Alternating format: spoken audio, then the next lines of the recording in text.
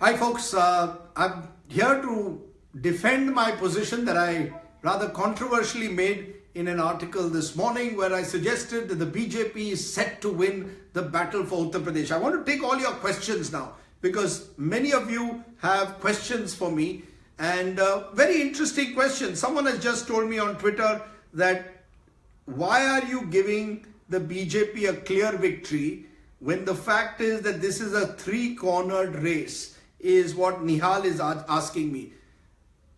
Why are you not saying that it could be a hung assembly? Look, I think I haven't said in my article that the BJP will get a clear majority. Although recent elections in UP have shown whoever goes is single largest usually crosses the halfway mark. 2007 BSP, 2012 SP. My sense is that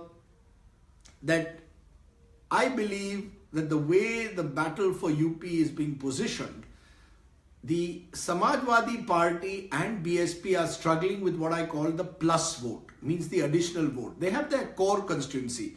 The BSP has their core constituency among Dalits, and to a large extent, the Samajwadi Party Congress alliance has the Yadav and Muslim vote. But as they are now saying on the streets of Lucknow, teen jati chodo, baki sab kaha ja rahe hain. And it's that larger social base that it appears that the BJP has at the moment, which has led me to believe that it is advantage BJP, particularly the most backward caste and the non-Yadav backward caste, the Kurmis, the Lodhs, the most backward caste like the Nishads, the Mauryas. So I think the Rajbhars, you have a situation where the social base of the BJP at the moment is, to my belief, along with the upper caste, a bit wider than what the Congress SP alliance has or the BSP. So that was one of the major factors that I was looking at when I arrived at the conclusion that it is advantage BJP.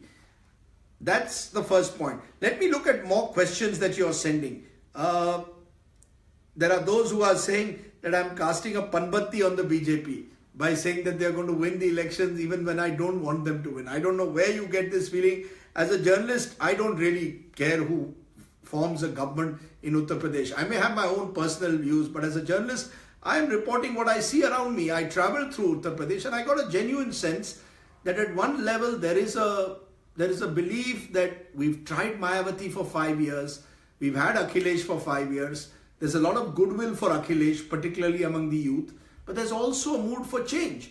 And the beneficiary of that mood for Parivartan could be the BJP this time, because people are saying we've given 5 years to Mayawati, 5 years to the Yadavs, why not Mr. Modi? And Mr. Modi's personal appeal in particular in this context is very high. And that, to my mind, is a critical factor. You know, there's a scheme called the Ujjwala scheme, the one for kerosene and LPG scheme that he has. And I think the Ujjwala scheme, which I have more details on in the context of Uttar Pradesh, is an important one in attracting a more pro-poor audience. You know, the Pradhan Mantri Ujjwala Yojana, it effectively ensures that, you know, provides LPG connections to BPL households in the country. And I think that is working to create some kind of a pro-poor coalition which works to the advantage of the Prime Minister. So I would say, you know, these are some of the factors that I've been looking at in this election. It has nothing to do with Panbatti. As I said in my article, in 1993, I got it horribly wrong when I predicted a BJP win.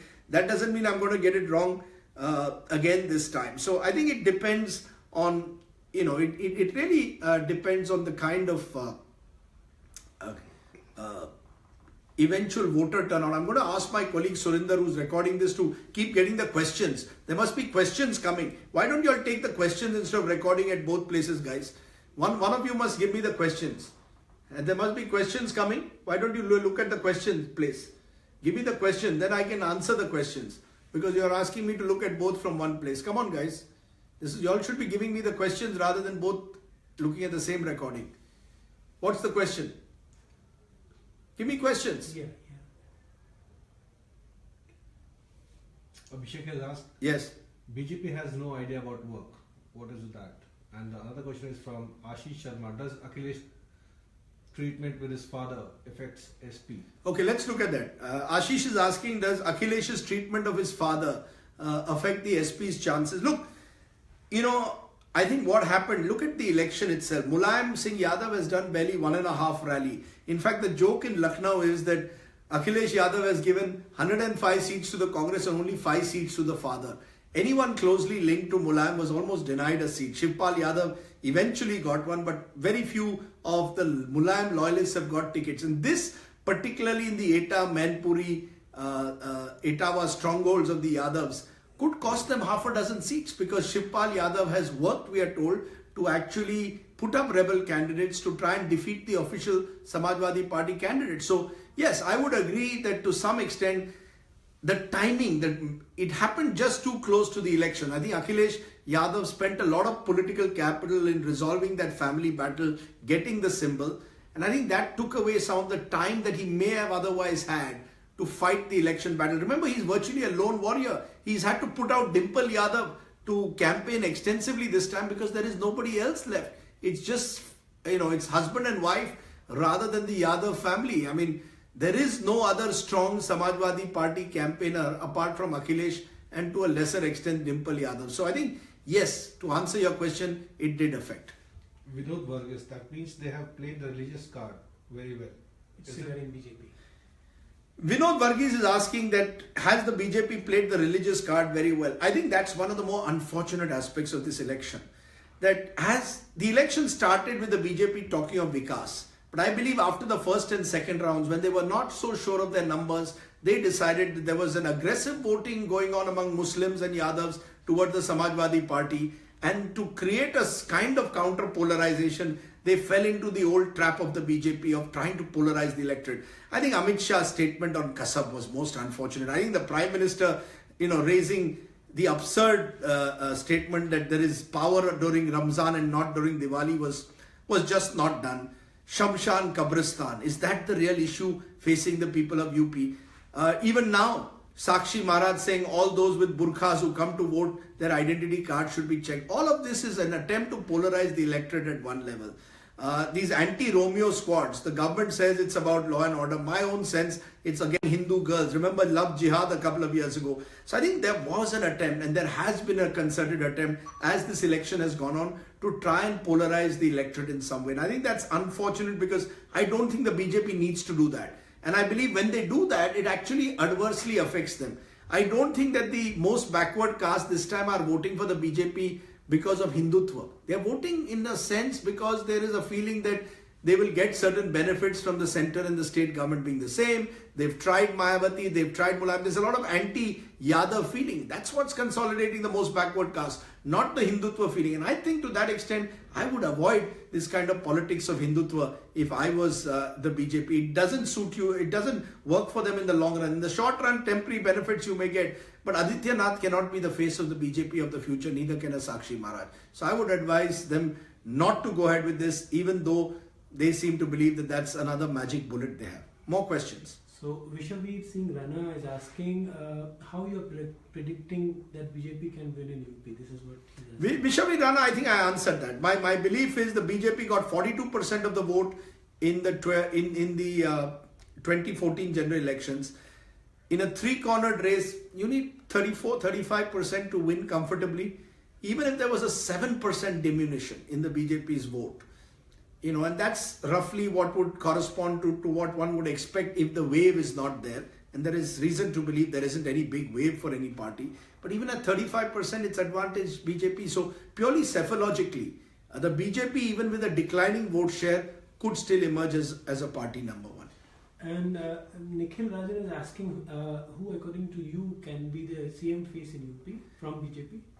That's a good question. Who can be the CM face of the BJP? Various names are doing the rounds. There is the UP mayor, his name is doing the round, Dinesh Sharma. There's been talk that he could be, if they wanted a Brahmin candidate. But my sense is that the mayor, that given the strong, most backward caste support for the BJP, you might get someone from that community this time. Or in some, a name doesn't readily come to mind. There's some talk that if the BJP didn't have an MBC candidate and chose someone outside the legislators, it could be someone like a Manoj Sinha. There was even talk of sending someone from Delhi. I don't think that's going to happen. I think it's going to be a legislator, as we've seen both in Haryana and we've seen in Maharashtra. A younger face will emerge, and possibly from the backward caste community, because I think the BJP wants to do its own social engineering, wants to rework the kind of social coalition that it has. Let's take just two more questions. So John Martin is asking whether this Ram Temple promise of BJP would affect their performance in UP. Look, the Ram Temple promise is the oldest chestnut in the book. The Ram Temple promise has been now there since the late. Fire once, you can't fire it again. I don't believe you can win elections or lose elections anymore on Ram Mandir. The BJP will do it in certain areas like Ayodhya to keep the pot boiling. I don't think it's a core issue. Look, if the BJP wins the election, it'll be because I do believe that Narendra Modi commands a lot of personal political capital today. And I do believe he's the most popular leader in Uttar Pradesh. I think he's been able, I know Priyanka Gandhi called him the adopted, the outsider and an adopted child in Uttar Pradesh. But I think he's much more than that. I think he's been able to build a kind of connect. And even if there are unfulfilled promises in terms of jobs on the ground, and even if there's a sense that this isn't exactly Achhe Din post demonetization, I think people are still willing to give Mr. Modi the benefit of doubt. And Ravi Sharma asked, do you think Muslim votes not working for BSP? Good question. I think there is a sense that Mayawati, once she put up almost 103 Muslim candidates, there was a sense that her conscious attempt, and she made it open, was to appeal to a Dalit Muslim alliance. And that was her hope. But what has happened, I think that 20% Muslim constituency, 19 to 20% has, where Mayawati had a very strong candidate, either from the Muslim community or a Dalit community, Muslims may be willing to vote for her. Muslims in UP fear the BJP today. So therefore they were looking for an alternative. So where Mayawati had a strong candidate, they may have voted for her. But by and large, I think they saw that the Samajwadi Party, Congress combined was offering a stronger challenge somewhere. Mayawati is still practicing an old style politics. And I think that kind of politics of sort of believing 1 + 1 = 2, add Dalit, add Muslim and you'll win votes, it doesn't work anymore as easily as it might have 10 years ago also.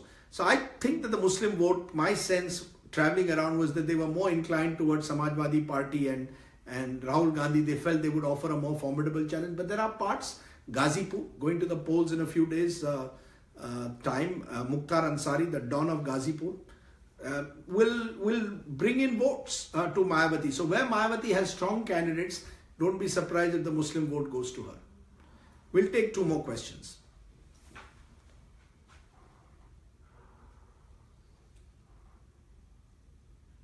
Any more questions?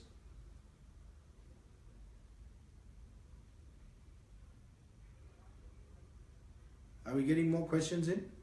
No, that's about it. We're more or less run out of questions. So that's it. We'll wait now for our exit poll. That comes out on the 9th of March is the exit poll. 11th is counting day. Yes, Surinder, you have a question?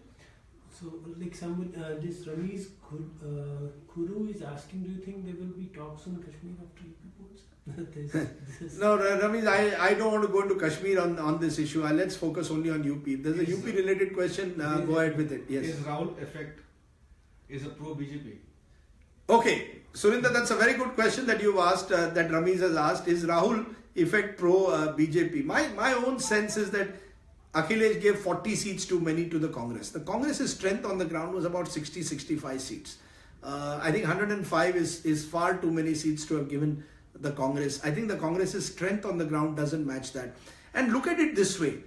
BJP in this last stage is putting about 15-16 union ministers out there in the field.